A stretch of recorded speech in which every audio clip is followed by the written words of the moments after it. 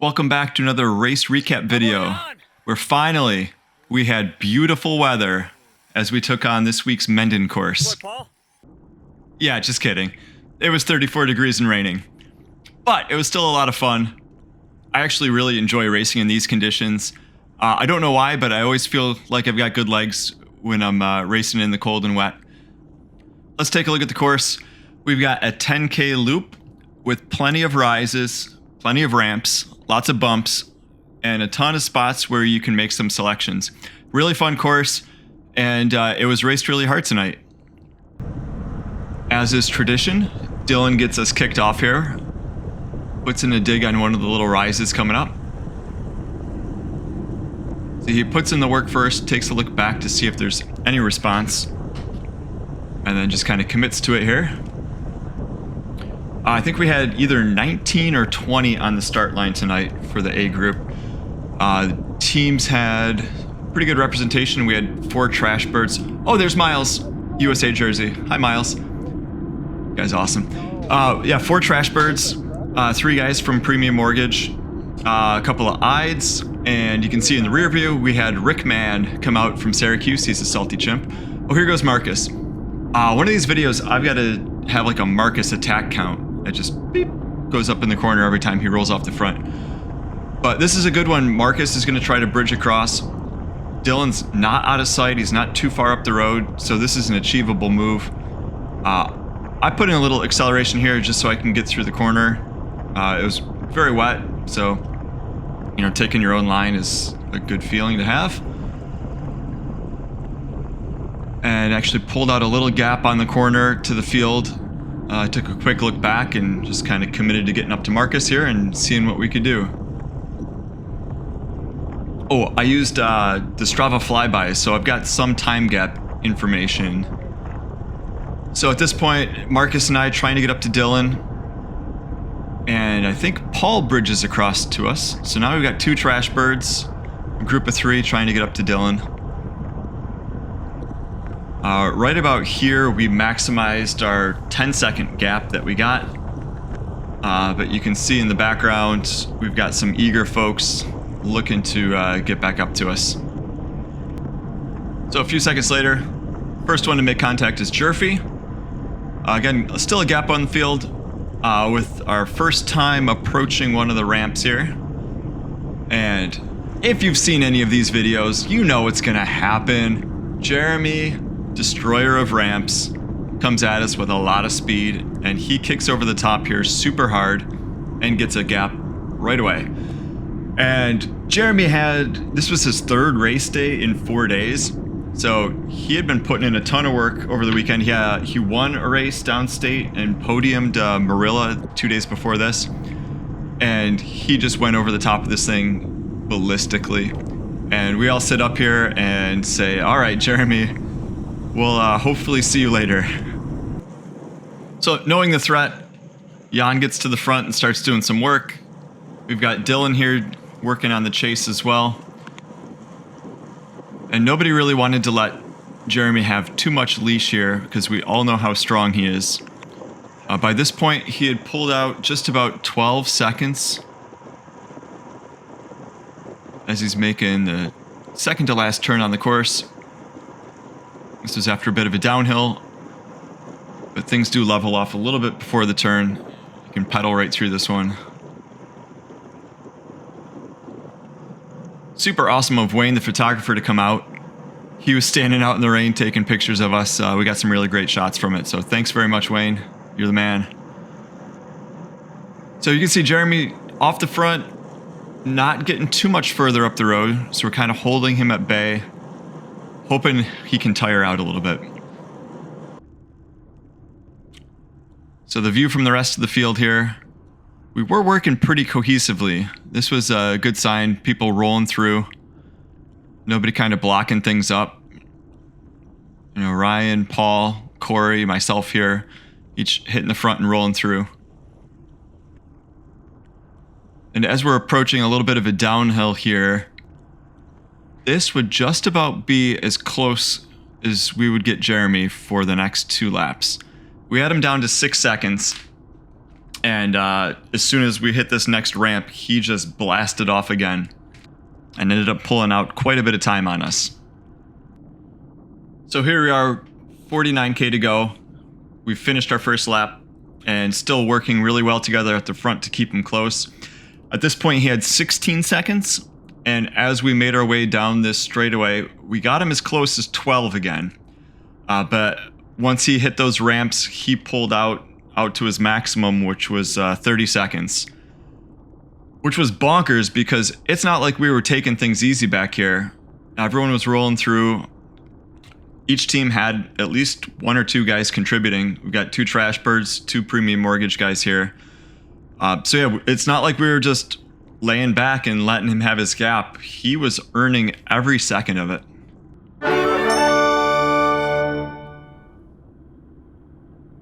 Well, the chase behind continued. And here, one of the new guys who hasn't come out to our races before. I was getting a little helping hand from Jan there. Pull on through, young fella. And Jan hits the front here and closes down the last of the gap to Jeremy. Hats off, Jeremy. That was one hell of an attack, and it took a lot of chasing from a big group to pull you back. So Jan just doing the lion's share of the work here to get us across. And with that, Jeremy's caught.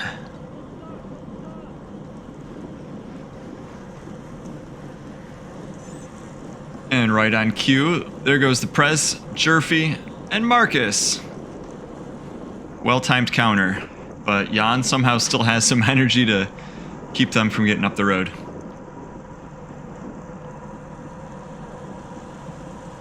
Front is slowing. Another counter. Corey, and somehow Jeremy again. What a monster. Yeah, Brian doesn't like that they just rolled off after getting chased back. So here goes Marcus and Jerfy. Jan again just keeping them from getting too far up the road.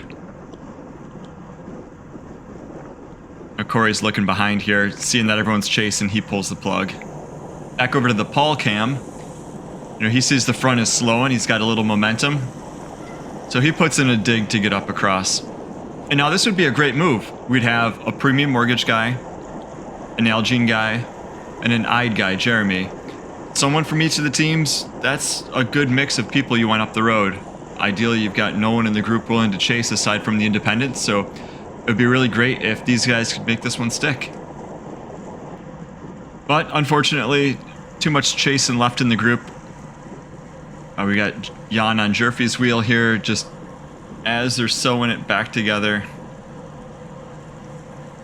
And we are one group again, with 31K to go. Heading into the fast section before we head up to the finish line. So we got some folks starting to assemble toward the front here, ready for the next attack to go off at any moment. And here you can see Paul's ready to spool it up, and he does. And I'm ready to follow him, and Corey reminds me not to chase a teammate. He just slides over and says, "What are you chasing for?" He got the Italian hands going. I don't think he's Italian, but he had the Italian hands going. "What are you doing chasing your teammate? Well, then everyone else chases, so I follow in line and end up getting up there anyway. So just a little further up the road, new guy puts in a dig here from Paul's cam. And that gets a response. We got Jerfy ready to play. Marcus, Jan on the case, and Jeremy. And right now, there's not a huge gap, but they're starting to pull out just a little bit here. And this is really an ideal situation for us. We've got, again, each of the teams represented. Jan in a group of 5 is a bet that I would place any day of the week. So I feel like we're in a good spot right here. If we let this go up the road, things are going to work out in our favor. So one more guy goes. It's Rickman, and Paul's right on his wheel, following him, getting a free ride across. So now we've got 2 guys out of 7 up the front, and we'd be able to play those numbers. So I should absolutely just let this gap open up and go. But I made a critical mistake. I started thinking. I used my smooth lizard brain, and I thought, oh my God, I'm going to miss the race. I got to get up there. if I don't get up there, I'm going to lose and I'm terrible at everything and I need to get up there. And that's 100% the wrong thing to do.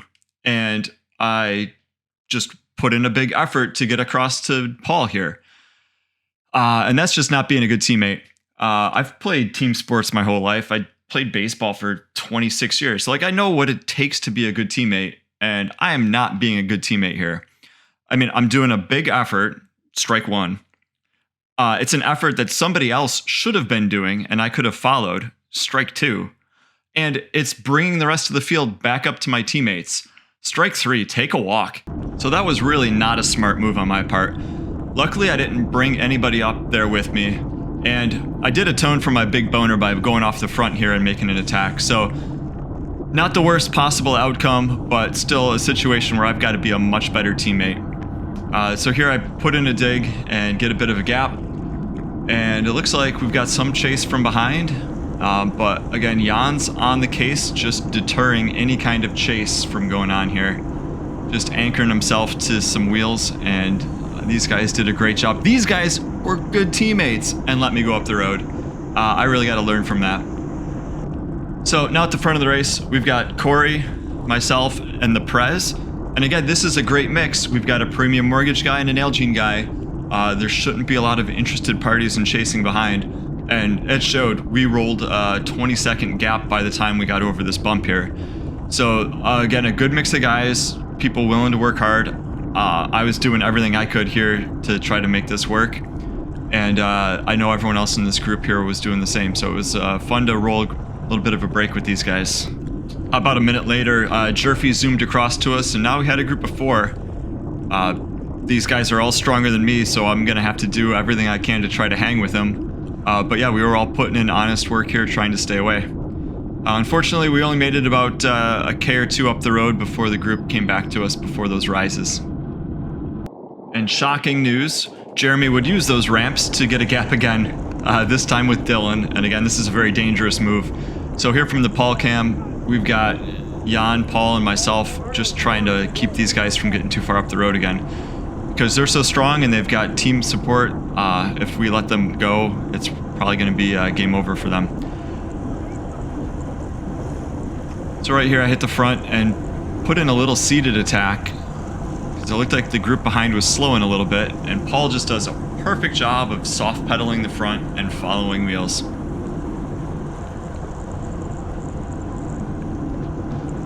So we also have Ryan there just patrolling. He's got a teammate up the road. Paul's got a teammate up the road. We're going to put some pressure on this neon guy to be the one to pull us up. And here he is doing his chicken wing workout. Ryan calmly explains, hey, I got a guy up there. And as they're doing that, Cardona gives a little roll. We got Jerfy, and that injects a little bit of pace. We got Jeff perfectly following wheels. And these guys do a nice job just marking everything out. So I made it across to the front too. Again, perfect mix. We got an Ide, premium mortgage, and an Elgin guy. At most, we eked out 12 seconds here. But again, with a bit of impetus in the group from the Prez and Jerfy and some others, we knew these guys were breathing down our neck. And sure enough, just a little further up the road, the catch was made. And immediately countered by Corey with Marcus and Chase here. And they caught us at kind of a rough time for me. I was just hanging on over this rise and hoping that they didn't come through with too much speed, because I could have easily been dropped here. You can see me just hanging on the right-hand side there. And then wouldn't you believe it, Jeremy goes again. Like, what the hell, dude? What a beast. But now 3 more guys up the road. A premium mortgage and an Ide and Marcus. So Jan goes right back to the front and just does some more hero work, making sure that they stay in sight and don't get too far up the road. And they get pulled back, and now just a little bit later, there's been a lot of attacks, a lot of chasing, and it felt like the elastic was going to be snapping soon. So Jeremy just finished a pull. Got high vis there, just trying to get off the front. And I took that as an opportunity to launch one here.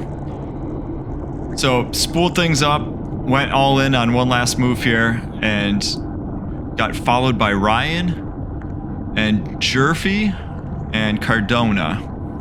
And Jan just did a beautiful job sitting on wheels, taking a free ride up.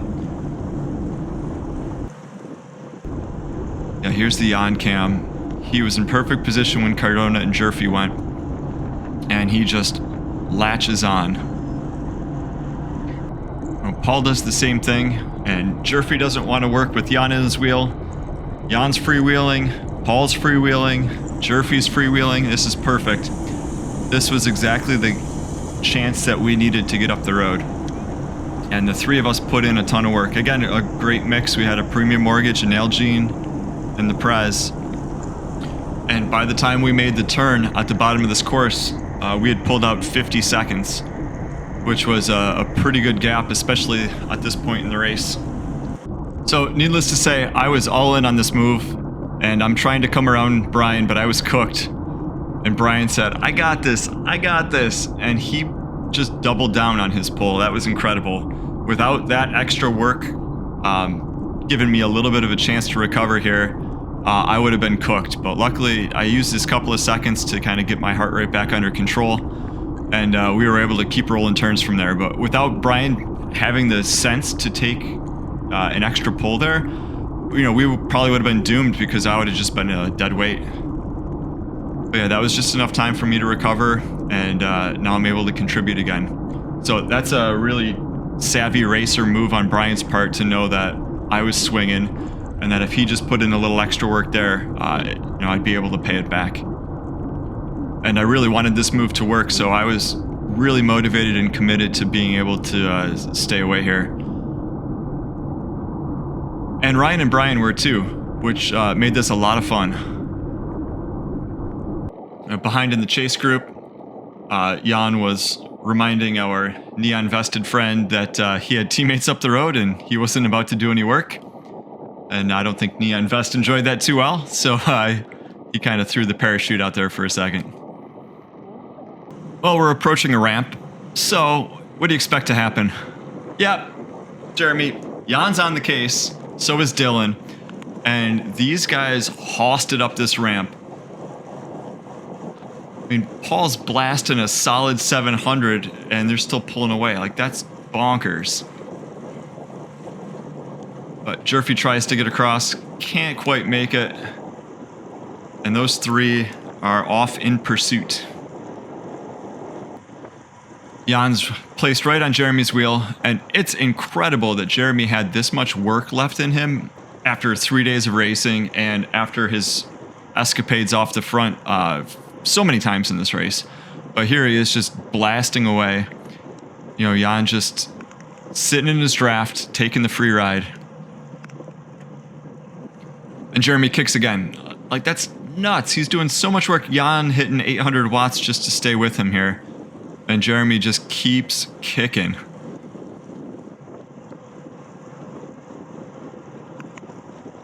Slows just a little bit here over the top. But he's just poised to attack again. As soon as the road points upward, he just keeps on the pedals.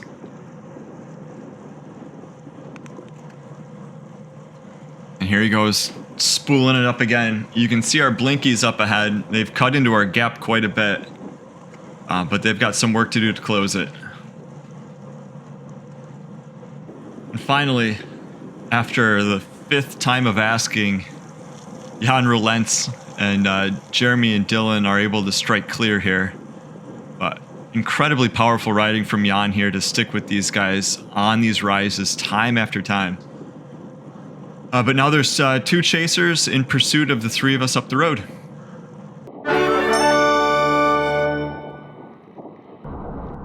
So we inevitably get met by Jeremy and Dylan, and the 5 of us immediately start falling into line and doing some work. We knew there was still a chase group behind, and with just over a lap left in this race, we knew we would still have to play nice for a while before we had any kind of chance for playing it out in the final.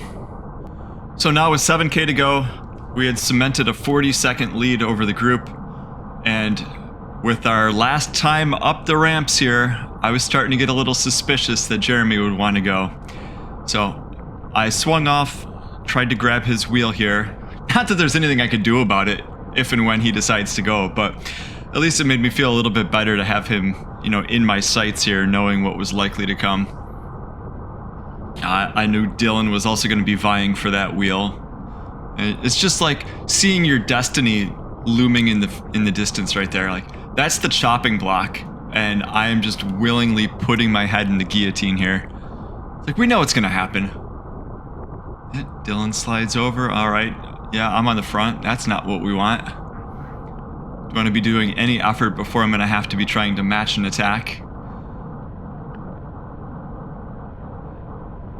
Prez comes through. He's thinking the same thing. He doesn't want to be on the front when it goes. Ryan's got numbers, so they can always play that to their advantage.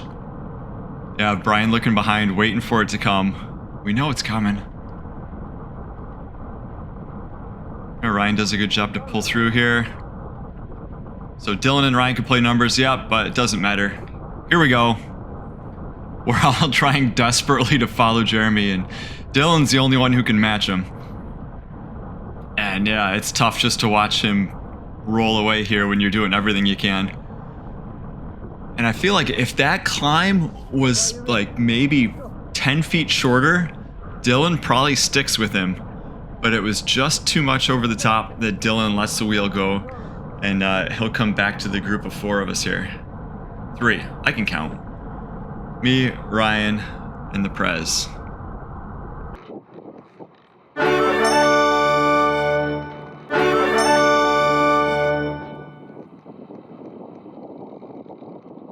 And here's Paul in the group, doing an excellent job just following wheels. Corey spools up here to follow Marcus, and Paul just takes the free ride. That's excellent work from a teammate right there. Love seeing it.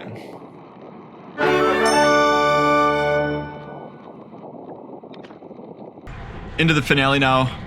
Just over a K to go, and it's me and the 2 premium mortgage guys, Ryan and Dylan. Ryan had a little bit of bad luck in the lead in there, but that didn't matter. I was going to dust him in the sprint anyway. But Ryan decides to play their numbers against me here, which is a super smart move. And I tried not to panic and take my time closing across to it, because I knew if I tried to snap close to his wheel, I'd just be wide open for Dylan to counterattack me. So I tried not to panic, tried to slowly close up on him here, and figured I could use the last little rise to do whatever kind of sprint I had left after this effort. But I knew at this point Dylan is sitting right on my wheel, and there's going to be next to nothing I could do to stop him from coming around me. So my goal here was close onto Ryan and hope I can come by him with enough speed that I can hold on for what would be a 3rd place finish and my best ever finish in the GTour. So here, finally get onto Ryan and try to come by with a little bit of gas. I was cooked at this point though. So again, I'm just trying to do what I can, hopefully keep Ryan behind me, and waiting for the inevitable Dylan rocket ship to come blasting by. Whoa, bike upside down. Looked like a turtle. I like turtles. Anyway, 200 to the line. There comes Dylan. He actually dropped his chain. I forgot about that. Chain gets dropped. It was all sorts of screwed up, but he still had enough momentum to take me to the line. We ended up with about 30 seconds on the line there. Jeremy beat us by a full minute, which is bonkers. But here comes the field sprint. Jan leading it out from the bottom. We've got the Paul cam. Paul's blasting a solid 900 watts for an eternity. And Jan, Ian, and Paul are just motoring up the ramp here. And a very strong sprint from each of them. Jan holds on to grab 4th place. Paul grabs 6th, and that is a really successful day for the Trash Birds. Well, that brings us to the end. Thanks a lot for watching. I really appreciate you guys watching these. They're a lot of fun to put together. And we'll catch you next week when we are at Rush South. And until then, keep playing bikes. See ya!